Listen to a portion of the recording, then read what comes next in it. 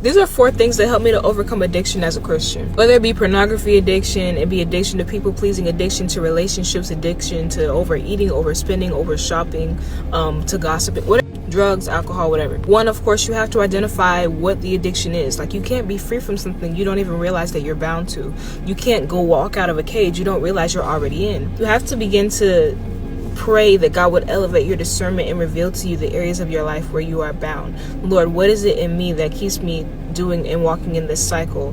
Or God, are there any cycles in me that you want to reveal so that I can be free from this bondage and this addiction? The Bible says, whom the Son sets free is truly free indeed. So all you got to do is ask and you shall receive. 2, identify the void. The reason that you fall into addiction anytime is because there's something that you're trying to use to fill an emptiness, or something that you're trying to use to get that security, to get that comfort, right? And so if we're not finding it the way that we should be finding it, which is through Jesus Christ, we have to acknowledge and identify, right, what we're running to for that thing to be filled. But why are we running to it? Is it because you feel like you're not worthy of love? Is it because you feel like you have to make yourself look better than somebody else to feel comfortable in your own skin? Is it because you're insecure about the way that you look and so you cover yourself or you reveal yourself? Whatever it is that you do because you feel like you need a certain thing to be satisfied and you're not running to Jesus, that has become an addiction for you. So identify the void, because that is what you need to take to God in the next step so that he can fill that area.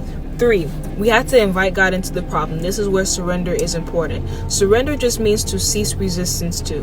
When you stop resisting, you surrender, right?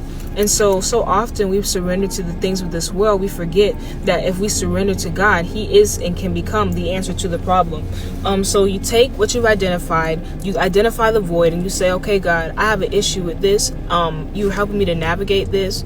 And so I need you to help me to overcome this addiction, and you have to start by taking a step of faith. And whenever you want to run to that thing, this comes to my next step, change your outlets. You have to start saying, instead of me running to this alcohol, or running to this weed, or running to this person, or running to this money, or running to this platform, or running to these people, I'm going to run to the Word of God. I'm going to run to spend time with him in prayer. I'm going to journal what I'm feeling as I'm talking to God. I'm going to include him in the process instead of trying to solve the problem without him. Number 5, I don't remember which one I'm on, but what you give your time to is very important. So like we were saying in step 3, change your outlets. Remember, you need to keep your mind busy. If you fall into depression knowing that your mind is always idling, you're not really doing anything but sitting in deep thought instead of filling those thoughts with the Word of God, with his truth, with his wisdom, then what do you think is going to happen? Your thoughts are going to run right back to what they're used to, because you're in the process of shifting your thinking. So now we have to take those thoughts, take them captive according to 2 Corinthians 10:5, and we have to replace it with the things of God, because our thoughts have